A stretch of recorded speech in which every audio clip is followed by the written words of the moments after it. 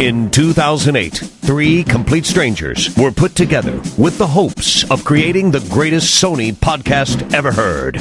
Today, unable to stop podcasting, the show survives as connoisseurs of dick and fart jokes. If you need Sony news, are not deaf, and don't want to die of boredom, maybe you can listen to BigRedBarel Blu.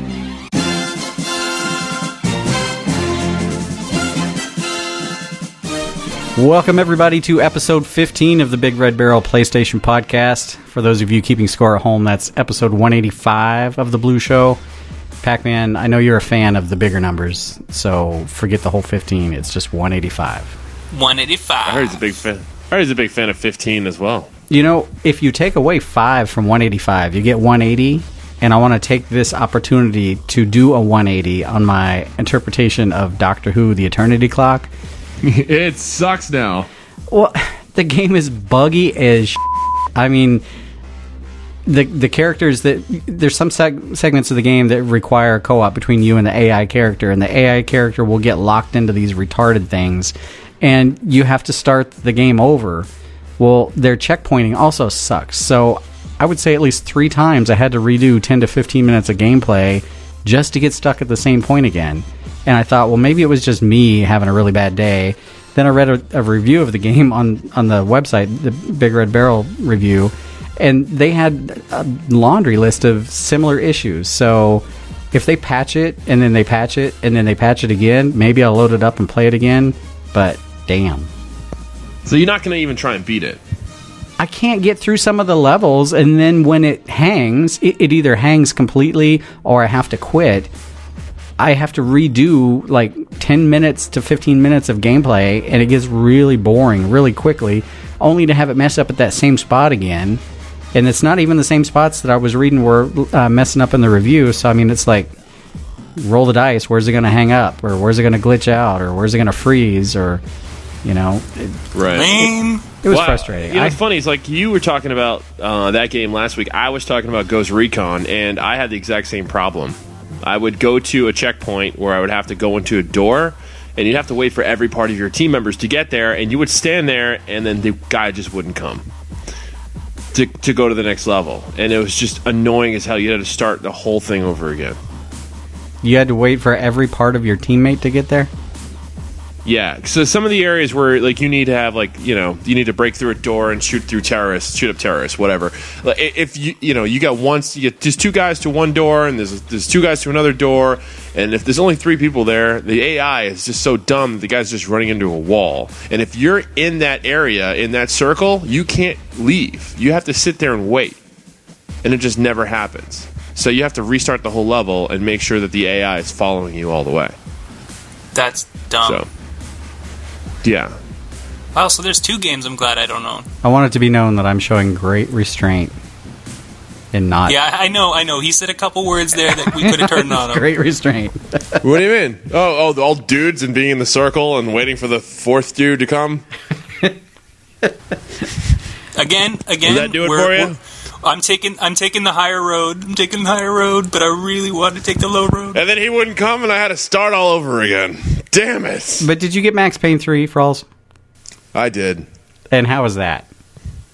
All right, so I'm sitting there with the girl, and she's like, "We need to pick up Max Payne 3. You got to be responsible." She listened to last week's episode. She found out that I'm obviously not responsible when it comes to this podcast. So we go buy it at Best Buy, and we come back, and she starts playing it first, right? And believe it or not, she prefers to play inverted. Whoa. Nice. Anyway, yeah, seriously. That's a keeper. Yep, inverted, she's a keeper. Anyway, so here's the thing about the game. It's an amazing storyline so far. It is top-notch quality, A+ all the way through. But it is such... And I like linear games. I'm a big fan of linear games. The biggest problem... Just like Gears. ...is that they take control away from you so many times for cutscenes. It's ridiculous. So, for example... it's just you in shootouts the whole entire time. So it's basically cutscene, shootout, you escape. Cutscene, shootout, you escape. right? But there are some things in there that could have been turned into QuickTime events to make it a little bit more entertaining. So, like, if you're jumping off... Oh, wait. You are not asking for QuickTime events, are you? I'm actually asking for something to do. I've put down the controller for literally 10 minutes at a time and not picked it up. And there was a girl in the room? Yes, there was a girl in the room. I'm going to start charging you for these conversations. Are you saying my priorities are screwed up at this point? I'm saying you had 10 minutes that you had nothing better to do, and you were in the room with the dominatrix, as we established last week. Yes, the Max Payne. Yes.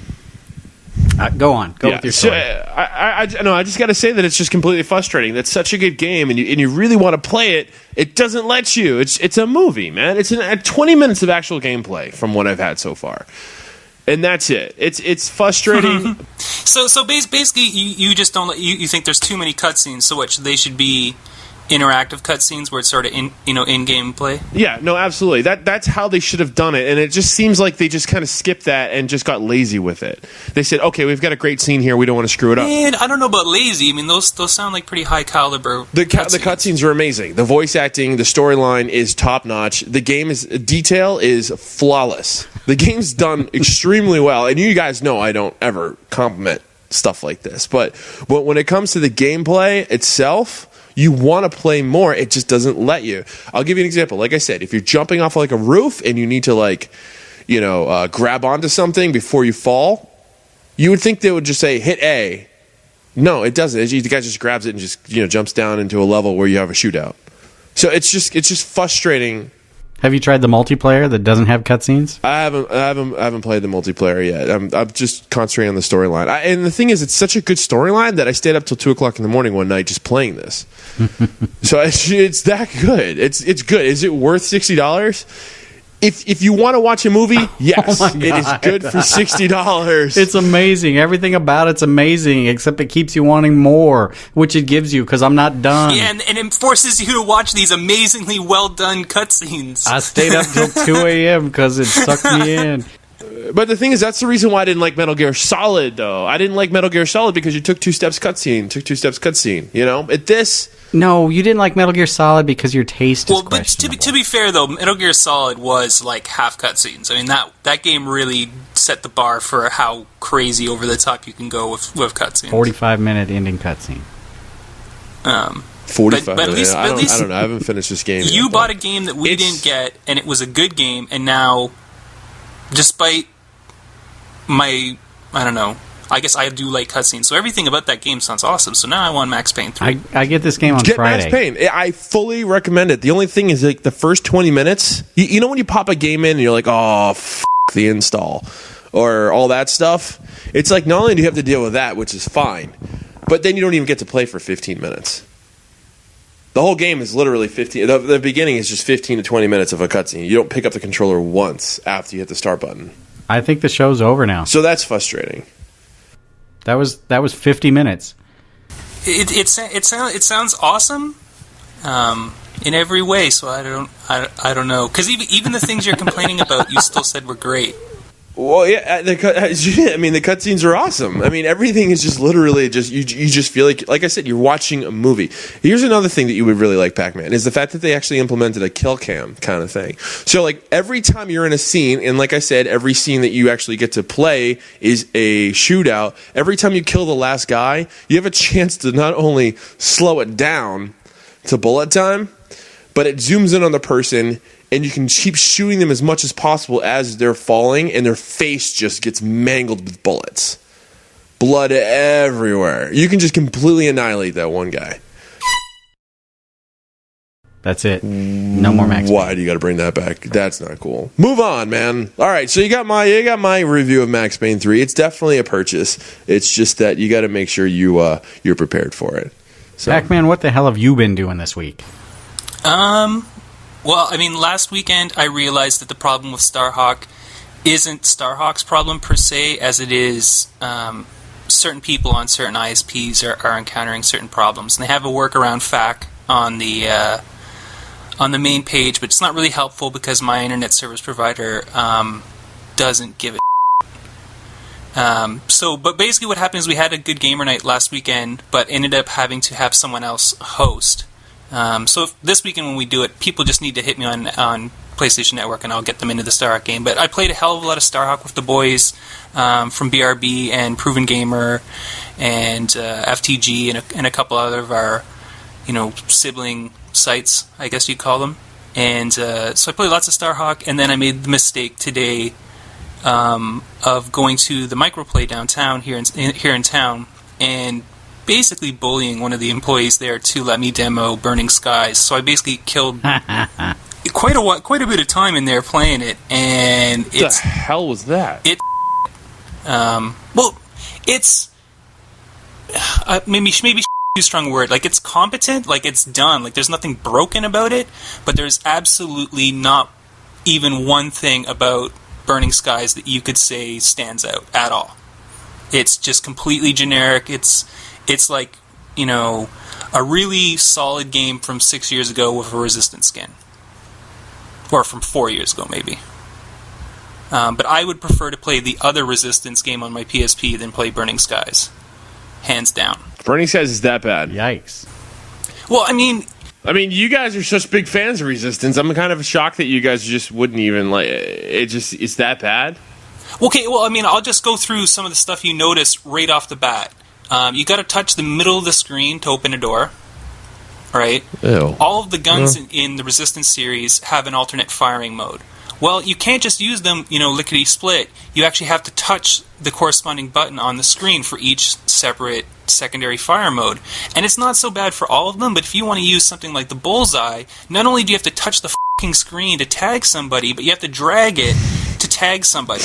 So in order to make it, and it's slow to do so. So what they've done is, it's not that the AI is dumb because they were lazy. The AI is stupid in order to allow you to use the touch controls. Do you know what I mean? So the bad guys will just basically, almost all of the bad guys you fight, at least the general minions, just stand there. They'll just stand in one spot. So if you have to use a special power or something, or drag and drop something, you can. Like the boss fights, I only got to the one or two. But you can basically just hunker down someone, tag someone with the bullseye, and just hold down the trigger and just whittle them down. Like it's completely ridiculous. Game doesn't look good. So is this a game you'd want to beat? No, I'm not. This isn't something where they could patch it to make it good.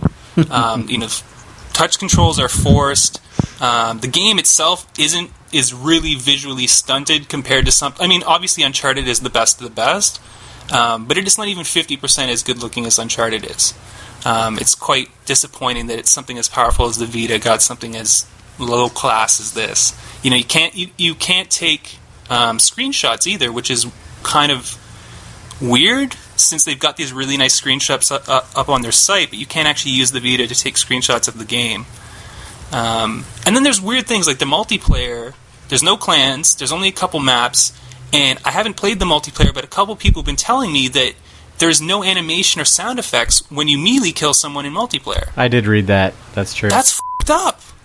Oh, okay. And this is another thing that you'll notice right off the bat is you can sprint in the game for a short amount of time, just like most shooters, and then eventually you'll run out of stamina and you go back to walking. But in f***ing Burning Skies, when you sprint and you run out of stamina to sprint anymore, you don't just go back to walking. It stops you. Like, you come to a dead stop, and you literally have to, untouch the controls and then reset yourself back into walking. So it's stilted. It just feels really clunky and boring and lame. The whole thing just feels like they did it good enough so that no one could say that it was broken or unfinished, but they added absolutely no flair, polish, extra time, or anything. And then you got like NPCs whose mouths don't move when they're talking, and all sorts of other shit. When it was released on PSN, it was $39.99, and then several hours later, the same day, they dropped it to $35.99. So they took 10% off, and then they refused to give refunds to the people that bought it at full price, even though they dropped the price on the same day. Yeah, that's a jack move. Is that what that is? I think we've already talked about the piece of poop enough. Let's move on. Chimera poop. This is my second favorite show to do of the year. The week before E3, and the week after the E3 announcements is probably my favorite. So really, and then the week after that is the worst. That's probably the hands down the worst. Like 3 weeks from now, don't even bother listening. So we got nothing. Anyway, we do have a full agenda, so we need to power through some of these things. Yeah, let's get through this. Frawlz, I know you are going to be excited that there's a new Ratchet and Clank PSN title coming out called Full Frontal Assault. I know how you like the platformers and the kiddie games and the colorful things and whatever else you say about them. It's going to be about the same length as Quest for Booty. It's got co-op. Classic controls. They're kind of taking a step back from All for One, which I think anybody that has been a fan of Ratchet and Clank will think that's probably a very good thing. There's no time puzzles, and it's being released to celebrate Ratchet and Clank's 10th anniversary, which they're having the Ratchet and Clank HD remaster come out shortly after this. So it's like a ramp up to the release. Totally seeing you making a cake for it. Nice. I would possibly do that. I'll be getting this game. I'll be getting the remasters as well. But one remaster that I will not be getting, Doom 3, the BFG Edition. It's coming out for the 360 and PS3. Really? You wouldn't get this? I'm just, Doom 1 and 2 in its day. Well, I didn't have a PC to play those games on, but like when it came out for the PS1, I was all over that stuff. But Doom 3, I just did not like. I don't like the dark, jump out and scare you type Doom games. But this one's going to support 3D, and the odd thing is, even on consoles, head-mounted display. I'm assuming that's even on consoles. That's the way I read it. But nobody's going to have head-mounted displays, so I don't know why they're even advertising this. But it does come with Doom 3 in an enhanced mode. They added a checkpoint save system. It's got all the Resurrection Evil DLC. It's got some new solo levels, and it also comes with Doom 1 and 2. They tweaked it so that the light that you're using in the dark levels is mounted to your armor as opposed to having your gun or your flashlight in your hand. So you can see and shoot. That's quite the upgrade. Which is nice. Yeah. That was the biggest complaint of the PC version when it first came out. I didn't like it. I did not. I got stressed. I did not enjoy myself playing that. So, I just, me. I'm not a big fan of scary games. So, a lot of melon burst over there. There would have been had I played it for very long. So, you get scared during these games, man? Seriously though, like you play like, do you get scared when you play games like that? It's not so much scared. It's that like if I pause it, I will feel my entire body start to relax, and I'll realize how freaking tense I was. It's not that I think it was fear. It's just anticipation, maybe. So I don't know. I think that's probably what it is. I'm just stressed waiting for that next big thing. I want to be ready for it so it doesn't scare me.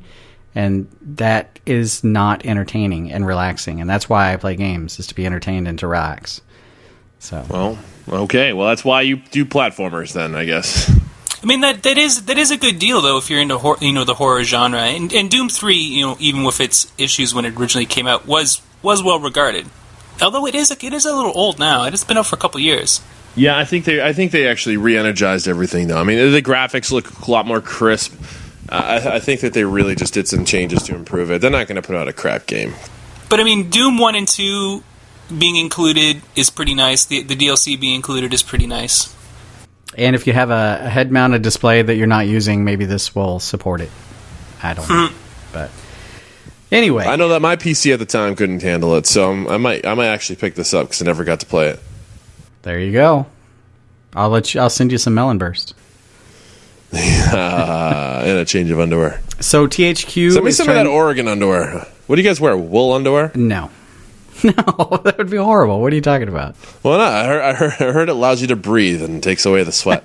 Speaking of, I don't know if you guys get these same commercials that we do, but Gold Bond's got this new roll-on deodorant type applicator for its a stick version of the Gold Bond medicated powder. And there's this guy jogging through the park, and he stops, and he goes, God, this chafing's just getting to me. And this guy in a suit walks up with one of these bars, and he's like, use this. And then he rubs it like he's rubbing it on his abs. And I'm like, where the hell is this guy chafing at? He's got to stop running because of his abs. Yeah. You couldn't exactly show a taint on television.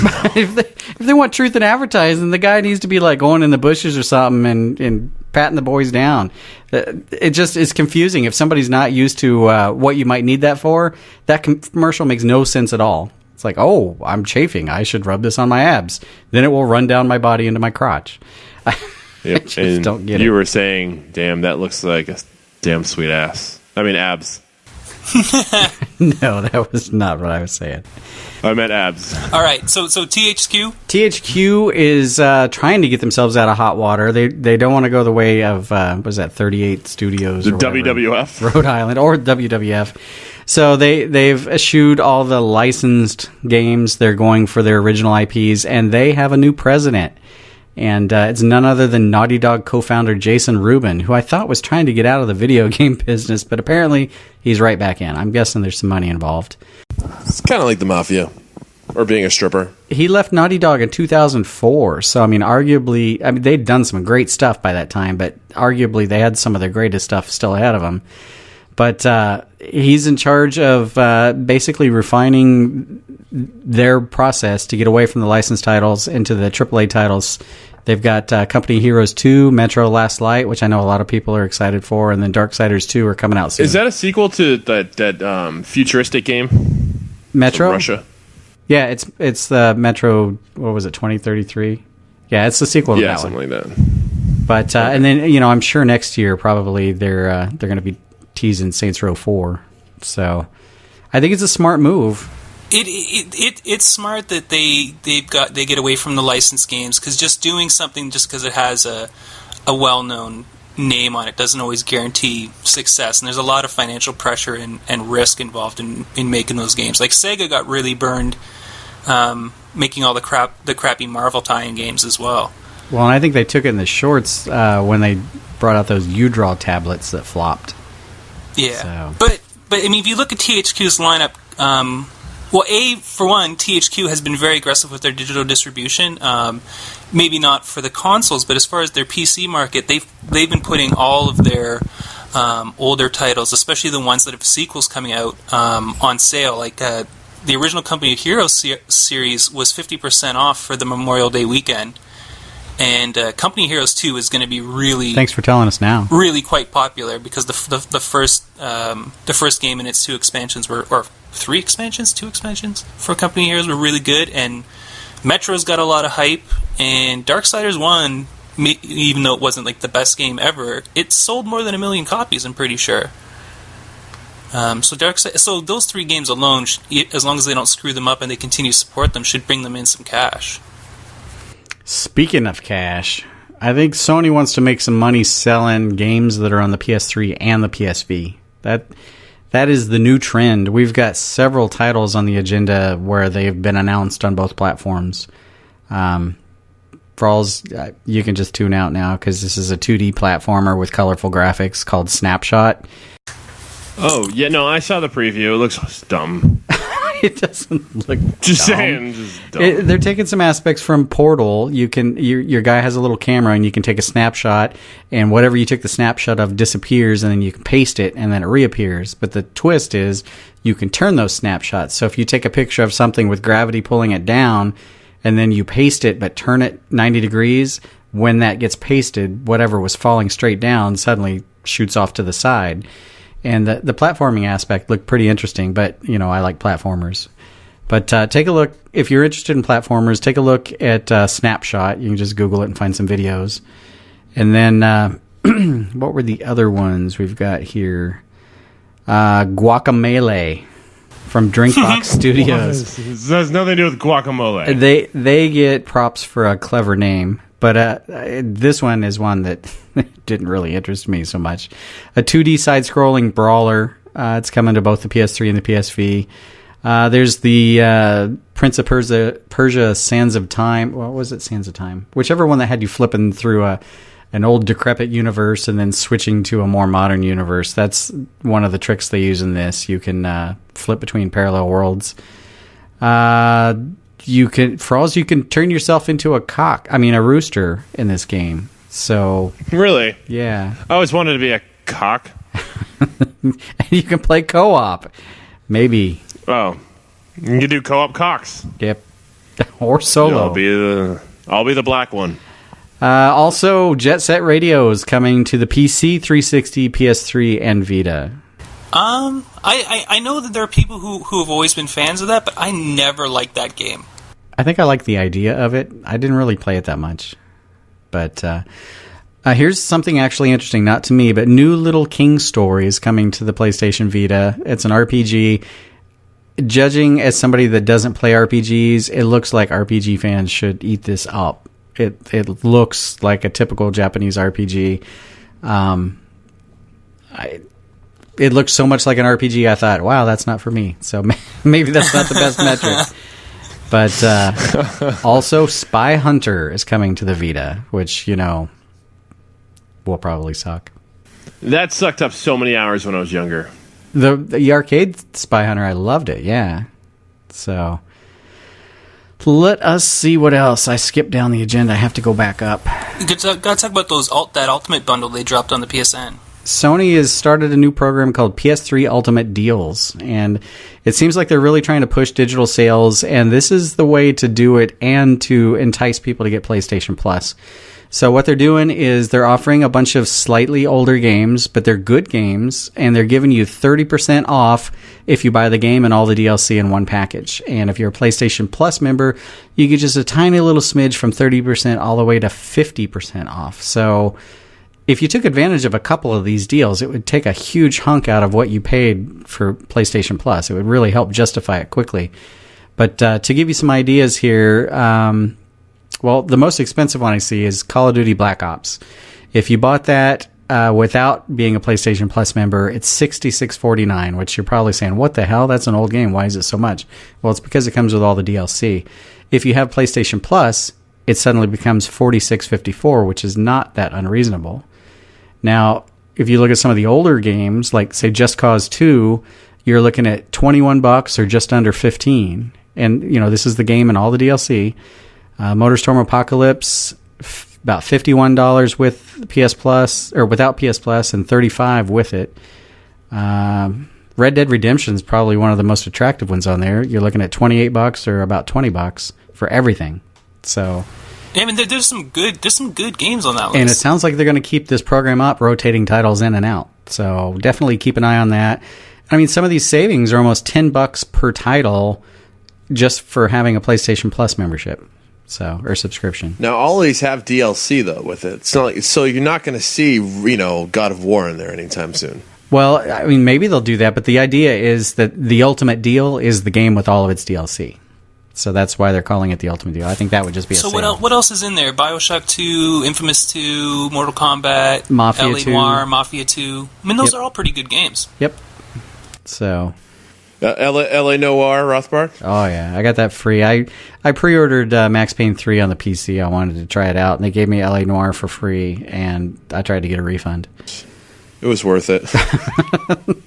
So, worth every penny. You two have sat there and bitched about games long enough. I'm not going to bitch about LA Noire. I just feel validated not spending any money on it. Anyway, I skipped over one of the PS3, PSV games. It is Big Sky Infinity, which if you are a Steam member on your PC, the current version is called Really Big Sky. It's a twin-stick shooter. You can get it for $250 on Steam. They're supposedly amping it up in every way, and it's going to be out, I think, this fall on PlayStation platforms. Ooh! Let us see here. Oh, we have a confirmation of, I think we reported on it as a rumor at one point, but apparently people in the know confirmed that yes, Sony was at one point looking at the PlayStation 4 as being a download-only platform console, and then they decided... Then they remembered the PSP Go, and they're like, yeah, let's not do that yet. So, yep. One more generation, I say. Yep. Pac-Man, I got some sad news for your gaming history here. August 31st, 2012 is the day Sony is shutting down the servers on all the PSP and PS2 SOCOM games. No! I didn't realize they were still going, but check out this list. These are games that have servers going now from those platforms. SOCOM, SOCOM 2, SOCOM 3, SOCOM Combined Assault, SOCOM Fireteam Bravo, Fireteam Bravo 2, Fireteam Bravo 3, SOCOM U.S. Navy SEALs Tactic Strikes. Those are all games that have, some of those games have had their servers going for the better part of 10 years. whereas a typical game may only, a mainstream modern game may only have 1 or 2 years of servers on it. So even though it sucks that it's coming to an end, that's impressive. That's it, it speaks to the fact that there's graphics or a number of issues with the SOCOM games that you could complain about, especially on the PSP. The Fireteam Bravo games, they might not have had the prettiest interface for multiplayer, but they had the best multiplayer setup of any PSP game. They just did. They had clans, they had good matchmaking, it was lag free.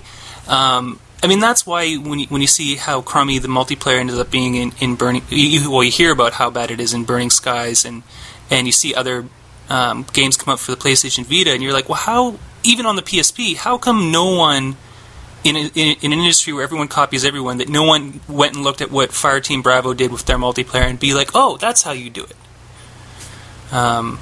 Because the Fireteam Bravo games were amazing. Even online on the PSP, they worked really well. It's sad that they're all going to close down. I wish I enjoyed the SOCOM games on PS3 as much as I did on the PSP, actually. I think everybody does. If you live in France and you're on the fence for a PlayStation Vita, wait till after June 1st, but do it before July 15th, because you will save €50, which is an immeasurable amount of money, because I don't know what the hell a euro is. Oh, I think it's a penny. It's that's what they're worth now anyway. It's 2 chickens and a goat. Damn Greeks! It equates to about $62.19, approximately, exactly, in U.S. currency.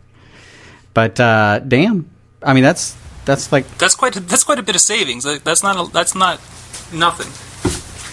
Especially when a Vita's like 300,000 euros over there. It's your firstborn and second. Just wait. All right, so we are running a little low on time, so we got to get to one of the largest rumors sections that we've probably had in a long time. So we need a rumors intro. Frawlz. Yeah, I'm going to the E3 Sony presser later, so all the rumors we hear here, I will actually hear them live in my face, underneath all of the Sony crap. I'll be like, hey, Rafi, guess what? It's not true, or it is true, but let's get to the rumors and find out what I'm going to, I don't know. I kind of lost track. Go. I missed you, bro. I was going in a direction and it just stopped. All just right. go. It looks like Quantic Dream, the guys behind Heavy Rain, their latest project is rumored to be unveiled at E3. And some rumors peg it as their previously canceled Infraworld, which was first hinted in 2006, canceled in 2009 because they couldn't find a publisher. But apparently a French actress's resume, I forgot to write her name down, indicated that she did work recently on that title. So early bets are that's the game that they're going to be unveiling potentially at the Sony presser that you're going to be at, Frawlz. So I expect you to spaz out and yell yes if it happens. And if it doesn't happen, pick some completely awkward time to say, I knew it wasn't going to happen, and then don't say what it was. It sounds like a legit rumor. I just think that even though if it is the game called Infraworld, I don't think they're actually going to end up calling it Infraworld because that sounds retarded. It does kind of sound retarded. Or not retarded, it sounds unappealing. It's retarded. I think that is probably true, and I think that's a good point, Pac-Man. Frawlz, what do you think? I think it's true. Yeah. I mean, it's a French actress. They always use people like that. All right. The next rumor is crazy. This one started breaking right after we recorded last week. But at first the rumors were Sony was nearing a deal with a high-profile cloud gaming company, which the short list is OnLive, which seemed to be, at least treading water, if not marginally successfully. And then Gaikai, I guess is how you say it, Gaikai. And that's, I think, run by Dave Perry or headed by Dave Perry. But so the new rumor that it's gotten upgraded since our last show is that Sony is in talks for acquiring this company, which if it was a partnership, my hunch would have been a partnership with OnLive because they're the most established. But if it's an acquiring or acquisition, my hunch is that it has to do with Gaikai. and because they're the smaller, they don't have their own infrastructure for marketplace and everything already established. But I don't know. What do you guys think? Does that sound reasonable? And who would you pick? Well, you're definitely going to see the big players start to mess around more with clouds, just now that they've been proven to work, and there's things they could take advantage of. And if Sony, I mean, it sounds legit. Like, it sounds like it's pretty likely that if of the two, I don't think they bought OnLive. They bought the other one. But if it just means that Sony is going to, even if they don't make a new service that's on pure cloud gaming, if they just improved cloud support by doing this for what they're already doing and expanding what they do with the cloud through the PSN already, that would be gravy. I know, for example, I would love just to have more space on my cloud on PSN would be nice. So, Frawlz, what do you think? I mean, I've always believed that OnLive was a company that was created to be bought out at some point. Like, I didn't think it was something that's going to sustain, and if it lasted more than 6 or 7 years, it would have just caved in on itself due to funding. But I think that OnLive totally will be bought out by either Microsoft or Sony. I don't know much about Guy to make a comment on it, but I think OnLive is definitely a good possibility. But I think Sony's in a better position of it because I think Microsoft is willing to throw a lot more money at their own type of solution, cloud-based, gaming solution. Well, I think what we're falling prey to is the notion that Sony's just going to offer cloud gaming. But I think the technology offers a lot more than what we're currently being exposed to. I mean, for example, playing a game demo. If you want to download a demo of, for example, Resistance Burning Skies, that's 4 gigabytes. You're downloading the whole game minus the activation license that says I purchased this. But what if, for example, in the future they offer demos live streaming instantly? Well, you're paying for a fixed bandwidth of whatever the video signal and your controls are.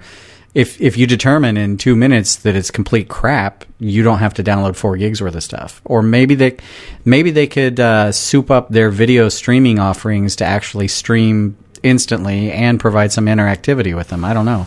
I think that would be cool. The demo thing would work because I have a limited amount that I can download every month. But the flip side to that is, I tried to use the online service predominantly for a couple weeks, and then I looked at my internet bill and I was like, yeah, I live in the wrong country to be using OnLive. Sure. But for limited things where it's the difference of using up quite a bit of bandwidth to play through OnLive for a demo versus downloading 4 gigs. Well, 4 gigs is still a lot more than it would take me to stream through a demo. Exactly. So there's some give and take to that I would really, really like, because just as a straight up OnLive, playing online like a client, and doing it that way for me is prohibitive. But there's things they could do with the cloud that you're right, they could really flesh out what they're doing. And Sony has been a little more savvy. I mean, Sony's had cloud stuff before Microsoft did, and Sony's also much closer to Steam. So what Steam, Sony and cloud stuff could do together is got me with a little bit of a chubby. Well, I'm gonna stick my chubby in the cloud. All right. The next rumor: Sony is expected to announce a revamp of PlayStation Plus at E3 with full PlayStation Vita support, which would be exclusive Vita games, DLC, maybe cloud services like cloud saving and stuff from the Vita, as well as multiple tiers of service that may include free top tier games. They've hinted at this with surveys and stuff, so I think there's some legitimacy to this rumor. I don't know. What do you think, Frawlz? I think they're definitely going to bring PS Plus to the Vita. I mean, they're making a big push out of it. Plus, I think they're going to start saying that you need to have the PS Plus in order to have cross gameplay. I don't think they're going to do it. They're going to make PlayStation Plus a necessity for cross-platform play, but I do. I mean, with the cloud saves, you're going to need it. Well, I mean, PlayStation Plus does come with a little bit of cloud support if you get it, yeah.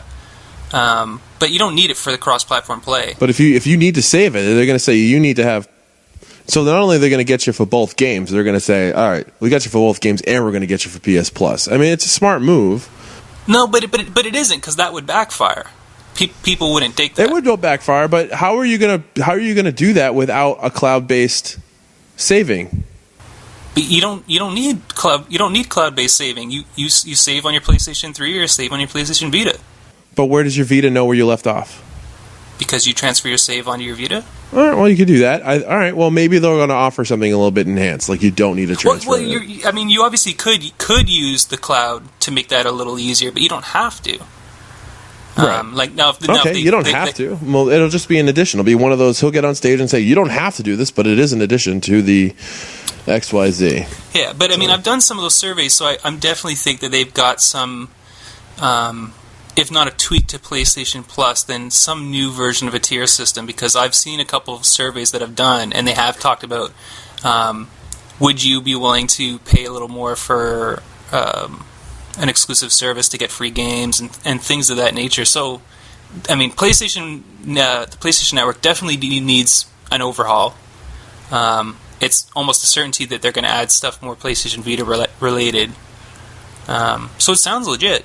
I don't know about how many free games they're going to give us, but man, even if they just gave us a couple AAA games for free, that would get people on board pretty quick. I wonder how old these games are going to be. Well, I mean, they got to be smart, because you can't be offering us like Mercenaries 2 for free or something like that. Like, that won't work. It would be smart if some of the games they offered for free, even if they were old, were games that are getting high-profile sequels sometime soon. We got BioShock coming in the future. Maybe the BioShock games for free. We've got. I'm just trying to think of what else we got on the horizon, or just stuff that's just come out to sort of keep brand recognition up. But they're going to announce Infamous 3 at E3. Well, I'm also expecting some Killzone stuff at E3 as well. That's true. Well, or maybe not Killzone stuff, but I'm waiting to hear what Guerrilla's got going at E3. That's true. They were supposedly working on 3 games. All right, I'm looking at the clock. We got to plow through these next handful of rumors. Sony, let's see, Ghost Recon Final Mission and Assassin's Creed 3 are rumored to be PlayStation Vita releases. I'm going to say that sounds reasonable. I just hope they're good. Yeah, I believe that. Frawlz? Yep, I believe that. Okay. We've had a rumor previously that PlayStation All-Stars Battle Royale was coming to the Vita. Well, it seems pretty certain when Sony reserves PlayStation-AllStarsVita.com, PS-AllStarsVita.com, and PS-AllStarsBattleRoyaleVita.com. I'm pretty sure it's coming. I think it's coming to the Vita. They seem like, I don't know. They seem like they're on the fence. I think we all think that's happening.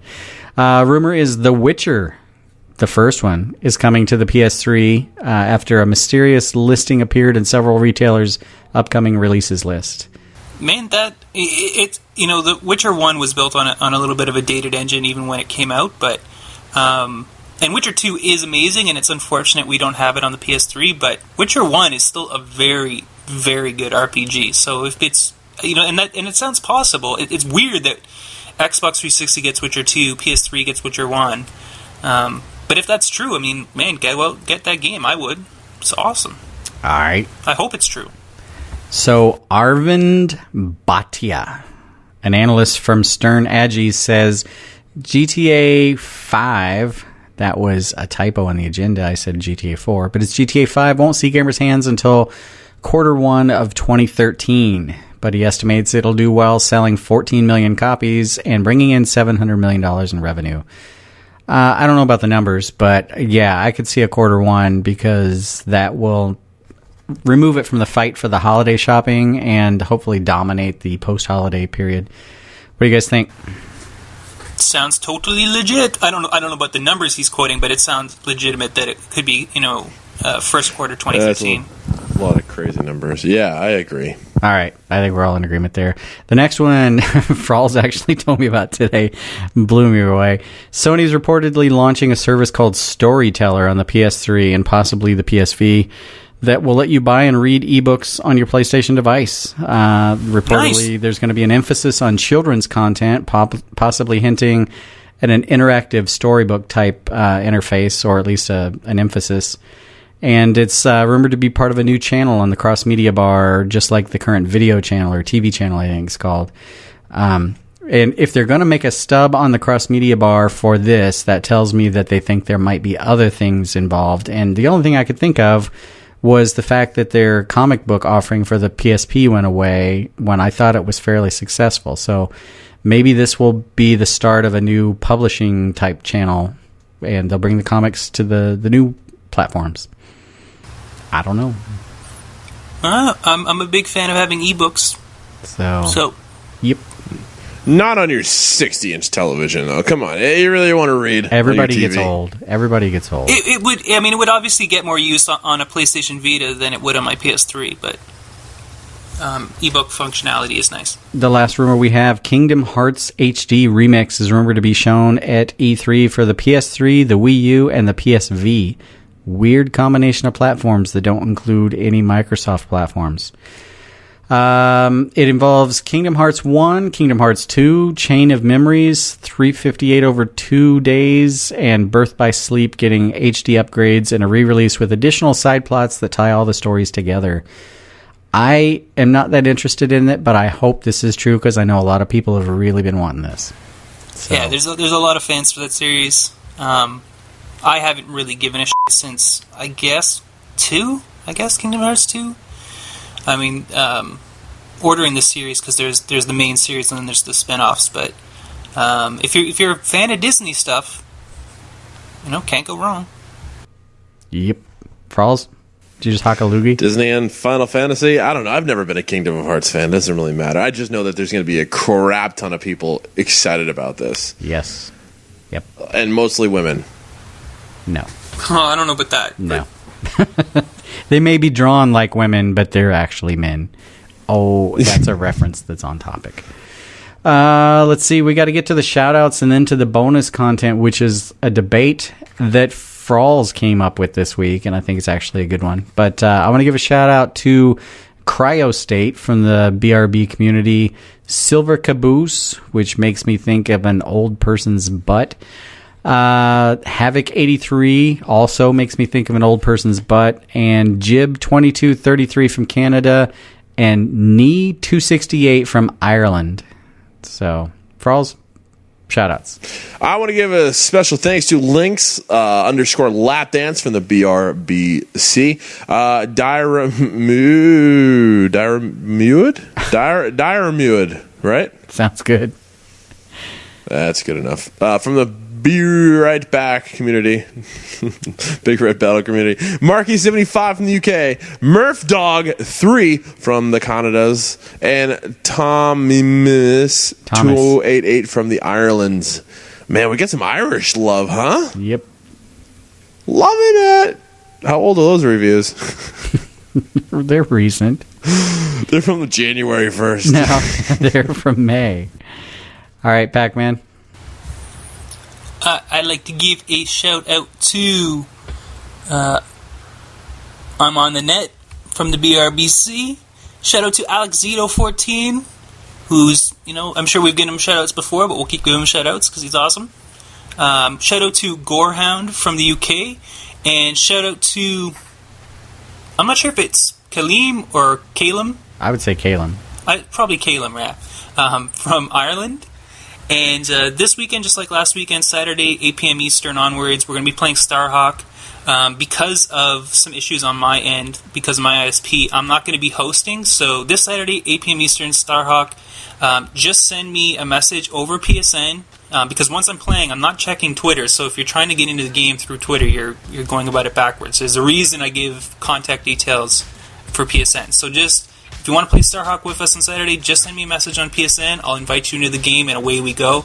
Probably just like last weekend, we will merge our gamer night with the guys from Proven Gamer, Frontwards Gamer, and a few other places, just so we can get a good number of people going. But we played for a good 2 or 3 hours or more last weekend. Capture the flag, deathmatch, the whole deal, and it was a lot of fun. And when you're playing with friends, you don't have to worry quite so much about people just sort of camping your base or herpes or some of the other issues that happen in pickup groups. So Starhawk this weekend, it's going to be awesome. Just hit me up for an invite and it will be epic. All right. Well, looking at the clock, we got to get going. You guys check out the appropriate app store for your iDevice or Android device. Download the Big Red Barrel PlayStation application. You can get the bonus content from our show that we're about to record, which is a secret topic devised by Frawlz. He's going to piss us off, and we're going to talk it out. Yeah, I got you angry about this earlier, so it'll be interesting to see what if your opinion has changed since you let it ferment in that old man brain of yours. Yes. So I put some Gold Bond in there. I'm okay. So we're going to call it an episode, and if you've got the app, we'll see you in a few minutes. Stay frosty, everybody.